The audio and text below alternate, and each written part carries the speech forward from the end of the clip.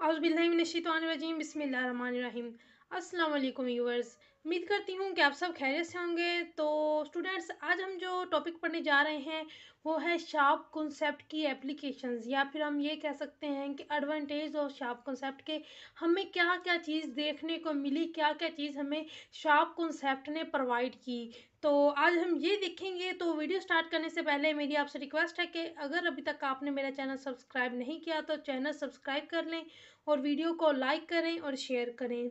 तो अब हम देखते हैं कि शार्प कॉन्सेप्ट की एप्लीकेशंस क्या हैं, क्या इसके फ़वाइद हैं, इस तरह किस तरह शार्प कॉन्सेप्ट ने हमें क्या क्या चीज़ें बताई। तो first of all, by this concept we can understand thermodynamic stability of compounds के कौन सा कंपाउंड कितना स्टेबल है कि ये अनस्टेबल है। तो इस तरह में शार्प कॉन्सेप्ट ने हमें बताया कि जो कंपाउंड जो कौन सा कंपाउंड स्टेबल है और कौन सा कंपाउंड अनस्टेबल है।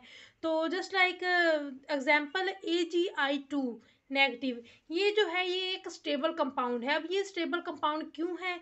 इस तरह अगर हम अकॉर्डिंग टू शार्प कॉन्सेप्ट, जो Ag है ये एक सॉफ्ट एसिड है। Ag सॉफ्ट एसिड है। जब ये रिएक्ट करेगा सॉफ्ट बेस I2 जो कि एक सॉफ्ट बेस है, तो जब ये सॉफ्ट एसिड सॉफ्ट बेस के साथ रिएक्ट करता है तो ये एक स्टेबल कंपाउंड बनाता है। तो अगर हम देखें Ag जो कि एक सॉफ्ट एसिड है, F2 जो कि एक स्ट्रॉन्ग एसिड है, स्ट्रॉन्ग बेस है, हार्ड बेस है। तो जब सॉफ्ट एसिड हार्ड बेस के साथ रिएक्ट करेगा, उसके साथ कंपाउंड बनाएगा, तो वो कंपाउंड अनस्टेबल होगा। वी ऑलरेडी स्टडीड दिस, कि हमने पिछले लेक्चर में ये देखा था कि अगर जो सॉफ्ट एसिड है वो सॉफ्ट एसिड के साथ सॉफ्ट बेस के साथ कंपाउंड बनाएं तो वो स्टेबल होता है, और अगर हार्ड एसिड सॉफ्ट बेस के साथ बनाएं तो फिर वो अनस्टेबल होता है। तो just like another example, cobalt के साथ अगर हम फ्लोरीन को रिएक्ट करवाते हैं तो कोबाल्ट जो कि एक हार्ड कोबाल्ट हार्ड एसिड है, और जब ये फ्लोरीन जो कि हार्ड बेस है इसके साथ रिएक्ट करेगा तो ये भी एक स्टेबल कंपाउंड बनाएगा। और कोबाल्ट जो कि एक हार्ड कोबाल्ट जो कि एक हार्ड बे एसिड है, और I6 आयोडीन जो कि है ये सॉफ्ट बेस है। तो जब ये दोनों रिएक्ट करते हैं तो ये एक अनस्टेबल कंपाउंड बनाते हैं। तो इस तरह हमें शार्प कॉन्सेप्ट से पता चलता है कि कौन सा जो कंपाउंड है वो स्टेबल है और कौन सा कंपाउंड अनस्टेबल है। तो अगर हम इसके बाद देखें तो relative strength of halogen acids, sharp also give us relative strength of halogen acids. Halogen acids की हमें जो शार्प है ये हमें स्ट्रेंथ, रिलेटिव स्ट्रेंथ बताता है कि कौन सा जो हैलोजन एसिड है ये ज़्यादा स्ट्रॉन्ग है, कौन सा वीक है। तो just like take a equation, जैसे ये देखें कि HX प्लस H2O, और यहाँ पे X क्या है? X इज एनी एक halogen, halogen fluorine chlorine bromine iodine, ये जो सारे हैं ये हेलोजन्स हैं। तो जब इसके साथ कोई भी हेलोजन अगर हम इधर लगाते हैं तो इस तरह इस रिएक्शन से हमें पता चलता है, पता चल जाता है कि कौन सा ज़्यादा स्ट्रॉन्ग है। जो कि अगर हम देखें तो H एक हार्ड एसिड है। H जो है हाइड्रोजन जो है ये एक हार्ड एसिड है। तो जब अगर हम इसके साथ अगर फ्लोरीन का रिएक्शन करवाते हैं, जस्ट टेक फ्लोरीन हेयर, अगर हम इधर फ्लोरीन के साथ इसका रिएक्शन करवाएंगे तो ये देखें इसका रिएक्शन में क्या होगा कि फ्लोरीन के साथ अगर हार्ड फ्लोरीन जो कि हार्ड बेस है और हाइड्रोजन जो है हार्ड एसिड है, जब hard acid hard base fluorine के साथ रिएक्ट करेगी तो ये जो कंपाउंड बनाएगी तो ये स्ट्रॉन्ग होगा, ये स्टेबल कंपाउंड बनाएगी। तो अगर हम इधर आयोडीन लेते हैं तो आयोडीन क्या है? आयोडीन एक सॉफ्ट बेस है, और जबकि हाइड्रोजन जो है ये एक हार्ड एसिड है।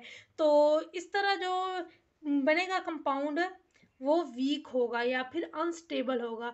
तो इस तरह हमें sharp concept relative strength of halogen acids की रिलेटिव स्ट्रेंथ बताते हैं। तो इस तरह हमें पता चलता है कि जो फ्लोरीन है ये ज़्यादा स्टेबल है, स्टेबल कंपाउंड बनाता है हार्ड एसिड के साथ। इसके बाद chlorine, then bromine, and at last iodine. तो इस तरह शार्प कॉन्सेप्ट ने हमें relative strength of halogen acids बताई। तो तो इसके बाद जो शार्प कॉन्सेप्ट ने हमें दिया prediction of rate of reaction, हमें क्या पता चला सकते हैं शार्प कॉन्सेप्ट से? Prediction of rate of reaction का पता चला सकते हैं, जो कि लीविस कॉन्सेप्ट या दूसरी थ्योरीज ने हमें नहीं बताया था। तो अब prediction of rate of reaction का कैसे पता चलता है कि जब एक हार्ड एसिड हार्ड बेस के साथ रिएक्ट करेगा तो this reaction will be towards the right hand side, और अगर सॉफ्ट एसिड जो है सॉफ्ट बेस के साथ रिएक्ट करेगा तो this reaction will be towards the left hand side. तो अगर हम देखें here the equation, H positive जो कि एक हार्ड एसिड है, और जब ये OH नेगेटिव जो कि एक हार्ड बेस है इसके साथ रिएक्ट करता है तो this reaction will be towards the right hand side. तो इस तरह हमें जो है शार्प कॉन्सेप्ट ने रेट ऑफ रिएक्शन का हमें पता चलता है शार्प कॉन्सेप्ट से। तो उसके बाद जो शार्प कॉन्सेप्ट से हमें पता चलता है वो है सिम्बियोसिस। हमें सिम्बियोसिस का पता चलता है। अब सिम्बियोसिस का जो कॉन्सेप्ट था ये गोर्जेंसन ने 1968 में दिया था। तो अब इसका क्या कहना है, इसका क्या मतलब है? इसका मतलब ये है कि जो कि स्टेबल अनस्टेबल कंपाउंड्स होते हैं वो क्या होते हैं कि वो अनस्टेबल होते हैं, वो ज़्यादा देर तक कायम नहीं रह सकते, वो जो होते हैं वो स्टेबल नहीं रहते, तो वो टूट जाते हैं, उनकी जो कम्बिनेशन होता है वो ज़्यादा देर तक नहीं रहती उन कंपाउंड्स की। तो जैसे कि इधर है ये जो है ये ज़्यादा देर तक स्टेबल नहीं रहेंगे, अनस्टेबल होते हैं क्योंकि। तो अब क्या होता है सिम्बियोसिस के साथ हमें क्या पता चलता है कि जब सॉफ्ट दो सेम सॉफ्ट कंपाउंड्स जो होते हैं या फिर अनस्टेबल कंपाउंड जो होते हैं, जो दो अनस्टेबल कंपाउंड्स होते हैं वो क्या करते हैं एक दूसरे के साथ रिएक्ट करके एक दो जो हैं वो स्टेबल कंपाउंड्स बना देते हैं। दो अनस्टेबल कंपाउंड्स रिएक्ट करके दो स्टेबल कंपाउंड बना देते हैं। तो अब क्या है कि BH3F नेगेटिव BF3H नेगेटिव, ये एक जैसे दो अनस्टेबल जो हैं ये कंपाउंड्स हैं, तो अब ये एक दूसरे के साथ रिएक्ट करेंगे तो BH4 negative and BF4 negative जो कि स्टेबल कंपाउंड्स हैं ये स्टेबल कंपाउंड्स बना देंगे। तो इस तरह हमें शार्प कॉन्सेप्ट ने इस तरह भी हमें कि एक बताया कि सिम्बियोसिस का कॉन्सेप्ट भी दिया। तो उसके बाद जो है शार्प कॉन्सेप्ट की एप्लीकेशन वो है कैटालिस्ट पॉइजनिंग। अब बहुत से जो हैं मेटल्स हैं वो जो होते हैं इस्तेमाल वो यूज़ होते हैं एज अ कैटालिस्ट, वो रिएक्शंस में कैटालिस्ट के तौर पर बिहेव करते हैं। तो अब जो होंगे सॉफ्ट मेटल्स होंगे, सॉफ्ट मेटल्स जो होते हैं ये यूज़ होते हैं कैटालिस्ट के तौर पे। तो जो सॉफ्ट मेटल्स होंगे वो जो रिएक्शन में जो है जो सॉफ्ट बेसिस हैं, सॉफ्ट मेटल्स सॉफ्ट बेसिस के साथ रिएक्ट करेंगे क्योंकि वो जल्दी रिएक्ट कर जाते हैं। जो सॉफ्ट एसिड या सॉफ्ट बेस होते हैं वो जल्दी रिएक्ट कर जाते हैं, उनका रेट ऑफ रिएक्शन ज़्यादा होता है। तो इस वजह से क्या होता है कि कैटलिस्ट पॉइजनिंग हो जाती है। अब कैटलिस्ट ने ही रिएक्शन में टेक पार्ट कर लिया, रिएक्शन में कैटलिस्ट जो है वो टेक पार्ट नहीं करता, लेकिन यहाँ क्या हुआ कि कैटलिस्ट ने रिएक्शन में टेक पार्ट करके जो असली हमें प्रोडक्ट चाहिए था वो हमें प्रोडक्ट मिला ही नहीं। तो इस तरह कैटलिस्ट पॉइजनिंग हो जाती है।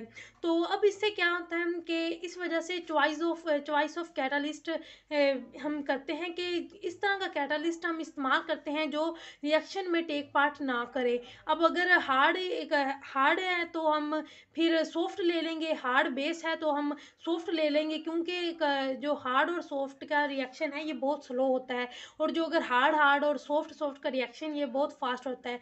तो इस तरह हम जो है चॉइस ऑफ कैटलिस्ट इस तरह के करते हैं कि वो रिएक्शन में टेक पार्ट ना करें।